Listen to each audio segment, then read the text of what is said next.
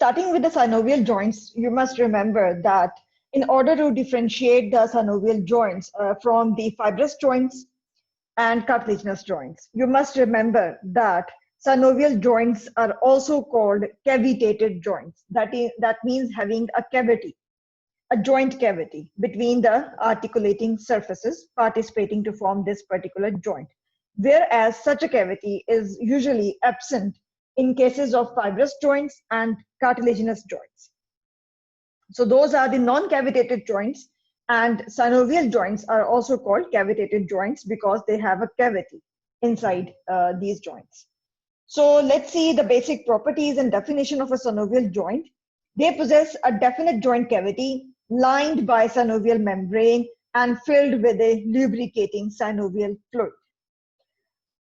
The articulating surfaces inside the joint cavity are covered by articular cartilage.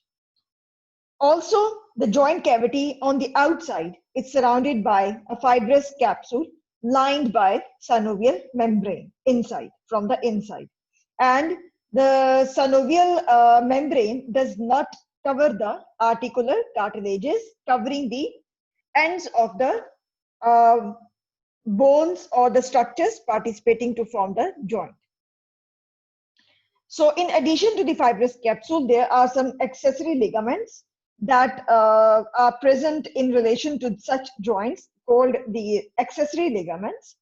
These are the extra or additional ligaments required to provide stability and strength to synovial joints. Also, in some joints, inside the cavity, there can be a disc of fibrocartilage dividing the joint cavity into two compartments in order to further facilitate the movements in the synovial joints. So at different synovial joints, different types according to the range of the movements and according to the range of the mobility at the synovial joints. So according to the range of mobility, different types of movements are possible at different types of synovial joints. So let's start with a classification of synovial joints. This classification of synovial joints from the general anatomy is the most commonly asked, frequently asked SAQ, MCQ, and Viva question in the professional examination. This classification is given along with the examples. So in MCQs, you can be given example like knee joint or elbow joint, and TMJ, that is the temporomandibular joint. For the BDS, it is very important joint. So they will ask you, they may ask you in the MCQs that what type of joint it is. It is a synovial joint, what is its subvariety? So you must keep it in mind. This topic, classification of synovial joints, is given 100% in the professional examination. In some way, it is ultimately going to get asked in the professional examination. So it is that much important from examination point of view. This topic from the chapter of joints in the general anatomy must be on your fingertips. Classification of the synovial joints, they are classified according to the shape of the articular surfaces, according to complexity of the organization, according to the axis of the movement and types of movement. And then in the last very important classification, architectural or structural classification. According to shape of articular surfaces, if the shapes are similar in shape to each other, they are called homomorphic joints. And if the shapes of the articulating surfaces are different from each other, they will be labeled as heteromorphic. So in homomorphic, the examples may include the plane surfaces. For the plane surfaces, the example of the joint is the intermetatarsal joint. Even intermetacarpal joints are also a plane variety. Like these are the metacarpals. This is the first metacarpal of the thumb. This is the index metacarpal. This is the metacarpal for the middle finger, ring finger, and little finger. So the joint that is formed between the bases of these metatarsals or metacarpals they are called the intermetacarpal joints in case of hand, and in foot they are called the intermetatarsal joints. Fine. So ये जो इनके basis के बीच में आपस में जो एक दूसरे के साथ अपने प्रॉक्सिमल एंड्स पे जो जॉइंट बना रहे हैं, ये मेटाकार्पल्स, आपको हैंड की एग्जांपल यहाँ दिखाई हुई है, इन जॉइंट्स को इंटर मेटाकार्पल जॉइंट कहते हैं. इंटर मतलब बिटवीन, बिटवीन किसके? मेटाकार्पल बोन्स के प्रॉक्सिमल एंड्स पे. तो ये जो सर्फेसेस होती हैं, जैसे सपोज मैं आपको एग्जांपल देती हूँ कि the surface, the proximal and की जो सर्फेस है, जैसे इंडेक्स की मेटाकार्पल की, सेकंड मेटाकार्पल की, जो कि जॉइंट बना रही है थर्ड मेटाकार्पल के साथ, उसके लोअर एंड के साथ या प्रॉक्सिमल एंड के साथ, इन दोनों की सर्फेसेस प्लेन है. ठीक है, इसलिए ये होमोमॉर्फिक जॉइंट है जिनमें आर्टिकुलेटिंग सर्फेसेस जो हैं to form a particular joint, उनकी शेप्स एक दूसरे से सेम है. अगर यही शेप चेंज होंगी एक दूसरे से, जैसे कि आपको ये मेटाकार्पोफिंगर जॉइंट नजर आ रहा होगा, जिसमें distal end of the metacarpal का जो हेड है और लोअर एंड या बेस जो है प्रॉक्सिमल फेलिंग्स की, उनकी शेप एक दूसरे से डिफरेंट है. हेड की शेप मेटाकार्पल की कन्वेक्स है, जबकि base of the proximal Fehling's की जो शेप है वो कनकेव है. तो ये हेटेरोमॉर्फिक जॉइंट्स है. Let's move on to the next type of classification, that is according to the complexity of the organization. So depending on the number of the structures participating to form a particular synovial joint, we have categorized such joints into simple, compound, complex. In simple type of joint, the organization of the joints is very simple. That means only two bones will be participating to form a particular joint. Common example is shoulder joint, in which head of humerus and glenoid cavity of the scapula are involved. Like if you can see in this diagram on the side. This is the globular hemispherical head of the humerus, that is the upper end of the humerus, and here we have the scapular bone in whole, and this particular part that is receiving the head of the humerus is called glenoid cavity of scapula. So only two bones are participating to form shoulder joint. So this is the type of simple joint because its organization, its formation is very simple.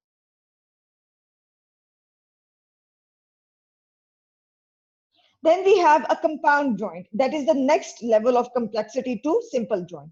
So in compound joint, we have examples, elbow joint and knee joint. Why is it called compound joint? In simple, only two structures were participating. In the compound, now more than two bones will be participating. For example, let's take an example of the elbow joint. Here you can see this is the lower end of the humerus.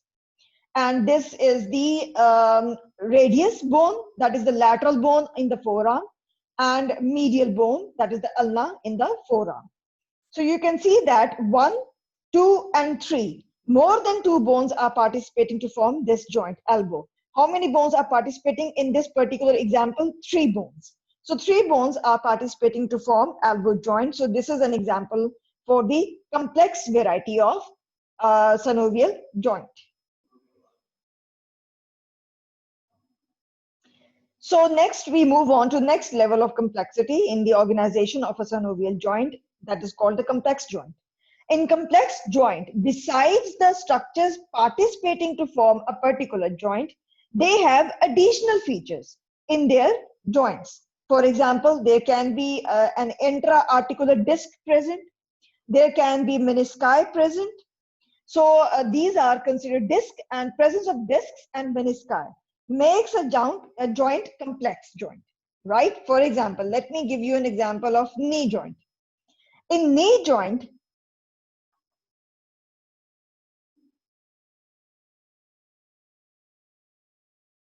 let me see if I have a diagram for the knee joint. Okay, let's see here. This is an X-ray. Here we can see the knee joint, right? So in the knee joint, this upper bone is the femur and this lower bone is the tibia, and the side one is the fibula, right? This very thin slender bone is the fibula. So basically, knee joint is formed by between the femur and tibia and anteriorly with the patella. in addition to these articulating surfaces, there are present over the superior surface of the upper end of tibia. These superior surfaces of the upper end of tibia are covered with cartilages, pieces of cartilages. Those pieces of cartilages are called menisci, right? Similarly, if you look in the diagram of this, this is the sternoclavicular joint, the joint that is formed between the manubrium sterni and medial end of the clavicle and first costal cartilage. So in this joint, in the joint cavity of this joint, there is an additional structure present which is called the articular disc. So presence of these additional structures make a joint complex type of joint. So I hope this is clear now. Similar is the case with the temporomandibular joint. In addition to the articulating surfaces in that joint, there is also present an articular disc within the joint cavity.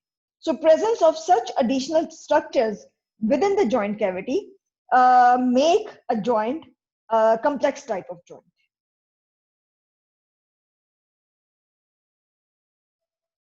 Moving on to the next category in the classification of the synovial joint is the axis of the movement.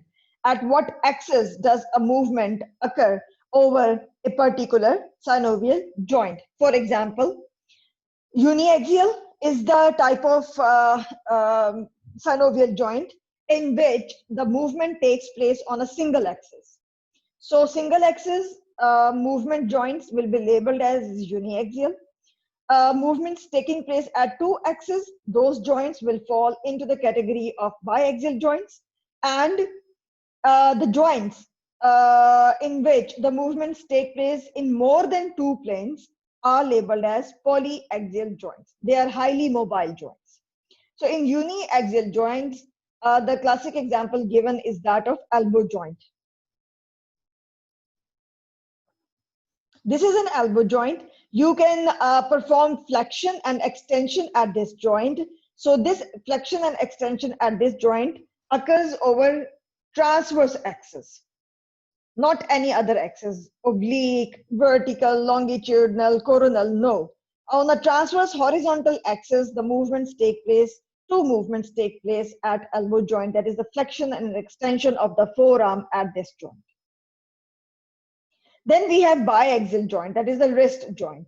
At the wrist joint, you can move the region of wrist not only around a transverse axis, horizontal axis, to perform flexion and extension of the wrist joint, but also you can perform abduction and adduction of the hand as a whole at wrist joint. So you know that abduction and adduction take place in the coronal plane or in the coronal axis. So these two axes, so the movements at the wrist joint are taking place at two axes. In polyaxial joint, like shoulder joint and hip joint, the movements take place in all directions: abduction, adduction, flexion, extension, rotation.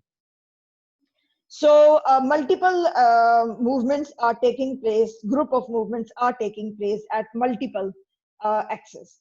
Hence, these joints are considered to be having high range of mobility because they are polyaxial joints. So types of movements that take place at synovial joints, they can be of gliding category, angular, rotatory, and circumflexury. In gliding movements, which usually involve plane joints, only slight gliding or overriding takes place between the articulating surfaces over each other. In angular, that is the condyloid type, that is the, or for example, temporomandibular joint is an example of condyloid type of joint. So angular movements there is going to be some angle, some kind of angle around which these joints will move. Articulating surfaces in a joint will move. Rotatory movements, classic example is a pivot joint. For example, pivot joint, I can show you a diagram of, this is the type of pivot joint. This is a type of pivot joint between the radius and ulna. Superior and inferior radioulnar joints are considered to belong to pivot type of joints. So in these joints, जैसे कि बेटा hinges होती है ना, pivot में अगर आपने देखा हो कि एक चीज फिक्स होती है और दूसरी चीज उस पर मूव करती है, तो वो जो दूसरी चीज होती है, जैसे इन केस ऑफ हेड वो मूव करता है ओवर द अल्ना। तो ये जो पिवट मूवमेंट्स होती हैं जो कि एक सॉकेट के अंदर होती हैं, एक पॉइंट फिक्स होता है, दूसरा पॉइंट उस फिक्स पॉइंट पे मूव करता है, उसको लेबल हम करते हैं एज पिवट जॉइंट। तो ये रोटेटरी मूवमेंट कहलाती है, ये गोलाई में घूमते हैं। Circumdactory shoulder joint, again multiple set of movements take place at shoulder joint या hip joint भी. So these are the different types of movements according to which we can divide the synovial joints. Next, we move on to a very important classification that is again very important from the examination point of view.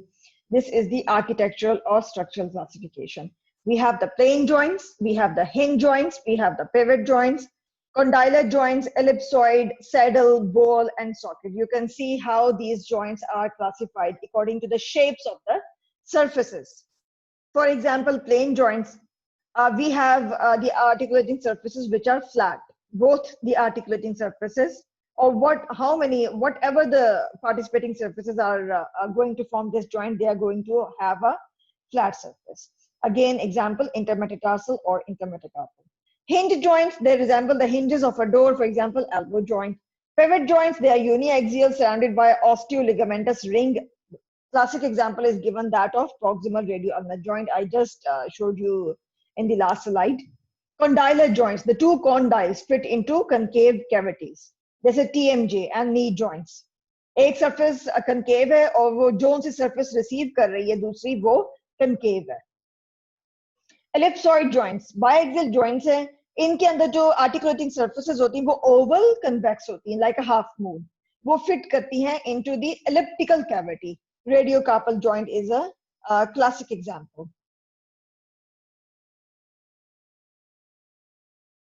रेडियोकार्पल, ये है रेडियोकार्पल. अगर आप ये देखें रेडियोकार्पल, radius and carpal bones, तो अगर आप ये देखें कि ओवल आर्टिकुलेटिंग सर्फेसेस हैं, रेडियस का lower and is almost oval in shape, वैसे इसकी दो आर्टिकुलेटिंग सर्फेसेस होती हैं over the inferior surface of the lower end of the radius. तो आप देख सकते हैं कि the lower end of the radius is concave and it is receiving the convex oval surface of the scaphoid bone as well as partly lunate. ये दोनों carpal bones हैं wrist की. रिस्ट के अंदर 8 कार्पल बोन्स होती हैं, जिनमें से ये बोन्स पार्टिसिपेट करती हैं to form wrist joint with the radius. So this particular joint, wrist joint, belongs to the ellipsoid variety. Saddle joints, biaxial concavo convex. Saddle joint का क्या मतलब होता है? घोड़े की सीट जो होती है उसकी तरह की सरफेस होती हैं इनकी articulating surfaces in these particular joints. Saddle joints like that of a horse seat. So biaxial concavo convex opposing surfaces होती हैं. Classic example दी जाती है carpometacarpal joint of thumb की.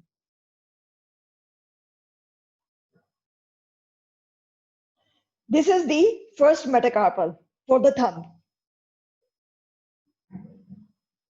This is trapezium, another carpal bone in the wrist. The joint formed between these two bones belongs to the saddle variety. Ball and socket. Globular head fits into a cup-like concavity. For example, shoulder joint. Classic example, shoulder joint. ये जैसे ये आपको दिखाया. इसके अलावा yes, hip joint is also ball and socket type of joint. Even sternoclavicular joint is functionally considered to be a ball and socket variety. So this was all about the classification of the synovial joint. Let's talk about structure of a synovial joint. Synovial joint का structure कैसा होता है? How come it is different from the fibrous joint and cartilaginous joint? So we have articular bony surfaces participating to form a synovial joint. In between these articular bony surfaces, we have a space called joint cavity. And this joint cavity on the outside is surrounded by a capsule. And sometimes in the capsule, there are thickenings. Some parts of the capsule are thickened to form ligaments. Those are called collateral ligaments at some places. For example, elbow joint. And what is the function of the capsule? It unites the articular ends of the participating bones. It allows or provides a flexible nature for the various movements to take place at a particular synovial joint, and as well as it helps to resist the dislocation of a synovial joint. So these are the various functions of a capsule. So in addition to capsule and joint cavity, a synovial joint is also provided with the accessory ligaments, that is additional or extra ligaments. For example, extracapsular ligaments, they are more common, and body's very famous ligament is the coracoclavicular ligament, that is between the coracoid process of the scapula. Let me show you a diagram. But here we have scapula, here we have the coracoid process, beak-like process of the scapula. And there we have, above to the coracoid process of scapula, we have clavicle with its lateral end. So this ligament basically runs between the coracoid process inferiorly and the lateral end of the clavicle superiorly. That is why it is called coracoclavicular ligament. Intracapsular ligaments भी body में होते हैं, मतलब कि capsule के अंदर होते हैं, जॉइंट कैविटी के अंदर भी बाज लिगामेंट्स मौजूद होते हैं. They are though very less common but they are very important. Classic example knee joints की है. नी जॉइंट की कैविटी के अंदर लिगामेंट्स मौजूद होते हैं जिनको they are famously known as cruciate ligaments. Then we have on the inside of the capsule we have the synovial membrane. It contains two types of cells. You will study the topic of synovial membrane very in detail with histology.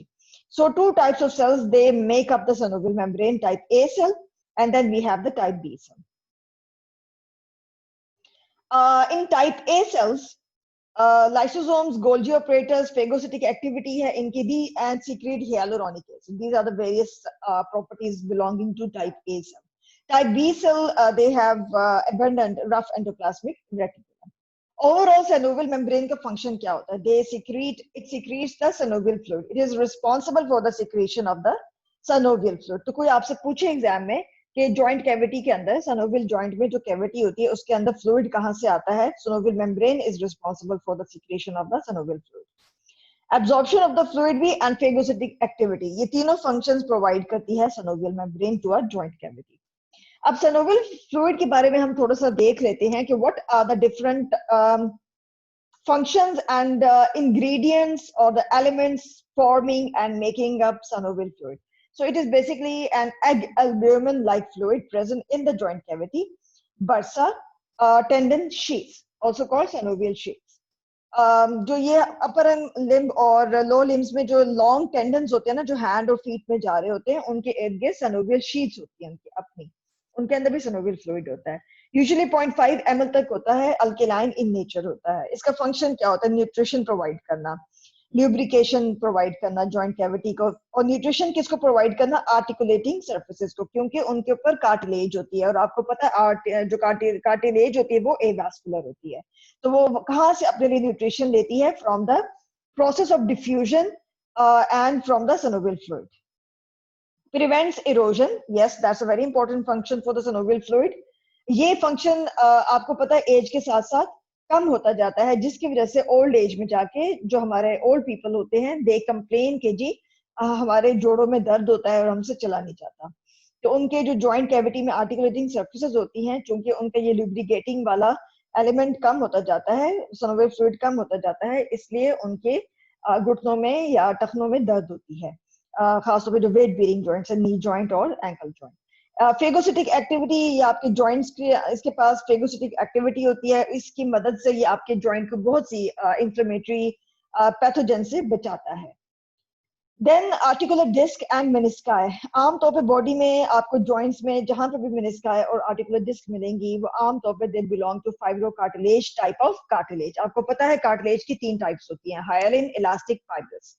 So discs and menisci belong to the fibrocartilage type of cartilage. इनका काम क्या होता है? जहां पे भी मौजूद होती हैं, जिस भी जॉइंट में मौजूद होंगी उस जॉइंट की कैविटी को कंपार्टमेंट्स में डिवाइड कर देंगे in order to facilitate the movements of that particular joint. And they also provide cushion-like effects in case of accidents or injuries. तो ये shock absorption का भी काम करते हैं. Labra, labrum और plural labra. अगेन ये जो स्ट्रक्चर है ये फाइब्रोकार्टिलेजिनस स्ट्रक्चर है और ये उन जॉइंट कैविटीज के साथ आपको मिलेगा जिसमें एक आर्टिकुलेटिंग सरफेस बहुत बड़ी होगी साइज में, एंड दूसरी articulating surface will be disproportionately smaller to the first articulating surface. So in order to increase the congruence between the two articulating surfaces and to provide the stability to that particular joint, nature and Allah has provided smaller joint surface with an additional factor in the form of labrum, which is a type of cartilaginous structure that is going to increase the surface area of the bony sockets that are going to receive the larger globular head of the opposing articular surface. For example, shoulder joint. Shoulder joint may, we know that the head of the humerus is much larger in size as compared to the its opposite receiving surface, that is the glenoid cavity of the scapula. So this glenoid cavity on the margin is provided by a additional structure which is fibrocartilaginous in structure and is called labrum. Similar labrum is present in the hip joint. Let's talk about blood supply of the synovial joint. Neighboring arteries provide blood supply to synovial joints, and at some types of synovial joints, they are provided the arteries in the form of an anastomosing network. Again, classic example is the shoulder joint, knee joint, ankle joint, wrist joint, elbow joint. All of these joints are provided with additional factor of anastomotic network of the arteries. Why? Because nature wants to protect these synovial joints, because number one, they are commonly used joints, extensively used joints. Secondly, they provide, or they are associated or they have high range of mobility. So all of these factors make them prone to dislocation or injury resulting into the loss of blood supply. So nature does not want to compromise their blood supply so that its functions, the functions of different synovial joints, खास तौर पे जो मैंने जिनके मैंने नाम लिए हैं, their functions do not get compromised, because your human body relies on these joints, especially in the lower limb, hip joint, knee joint, ankle joint. They are all weight bearing joints, and in the upper limb also, because you need your upper limbs to perform various fine movements. So shoulder joint, elbow joint, and wrist joint are provided with additional factors in the form of anastomotic network. Why? Because anastomotic network is providing a collateral pathway when somehow, God forbid, some injury takes place at these very important joints. So these anastomotic network of arteries basically provide you a collateral pathway. जैसे for example मैं आपको एक example देती हूँ कि एक main road होती है, एक बड़ी सड़क होती है, उसको आप ब्लॉक कर देते हैं, किसी भी वजह से ब्लॉक करना पड़ जाता है उसको, तो जो कोलैटरल पाथवेज हैं उनको खोल दिया जाता है या वो खुल जाते हैं उन, ताकि जो ट्रैफिक है उसको जैम होने से बचने के लिए उसको हम रीडायरेक्ट कर देते हैं, चाहे वो गलियां हो, चाहे वो शॉर्टकट्स हो, चाहे वो स्मॉल रोड्स हो, तो ट्रैफिक को हम वहां डाइवर्ट कर देते हैं ताकि जैम भी ना हो ट्रैफिक का, वो भी चलती रहे, और मेन रोड भी जिस वजह से ब्लॉक है उस पर भी जो काम करना है वो भी होता रहे. तो वो जो कोलैटरल पाथवेज हैं उन केसेस में, इस केस में हमारे पास ये collateral pathways nature has provided us in the form of anastomotic network.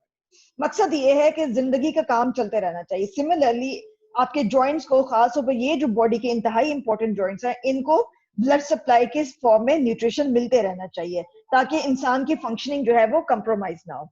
Then we have lymphatic drainage. Efferent lymph vessels drain into deep lymph nodes on the flexor surfaces of the joints. Nerve supply. Again, Hilton's law.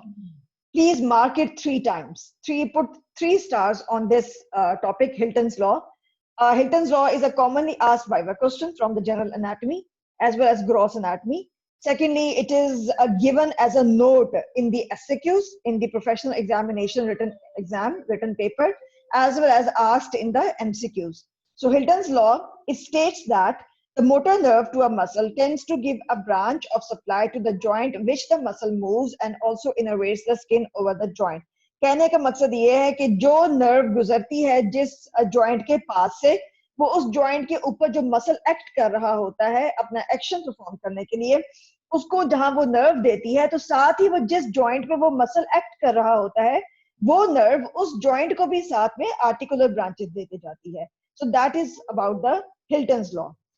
Articular cartilage and discs जो हैं वो हमारे पास a nervous होती हैं. ठीक है, उनके पास nerve supply मौजूद नहीं होती. So next we have some factors responsible for providing the stability to a synovial joint. Tension of the muscles across the joint, tension of the ligaments, tendons crossing the joints, articulating surfaces के nature, their shape, size to each other, presence of articular disc, force of cohesion. ये point important है in regards to synovial fluid. And then we have atmospheric pressure, negative है, positive है, that plays again a role in regards to synovial fluid. Opposition of the soft parts के जो muscles हैं antagonist और agonist एक joint के ऊपर नीचे अरेंज्ड हैं, उनकी आपस में किस तरह से सिनर्जिस्टिक मूवमेंट्स हैं वो भी प्रोवाइड करेगी टू स्टेबिलिटी टू ए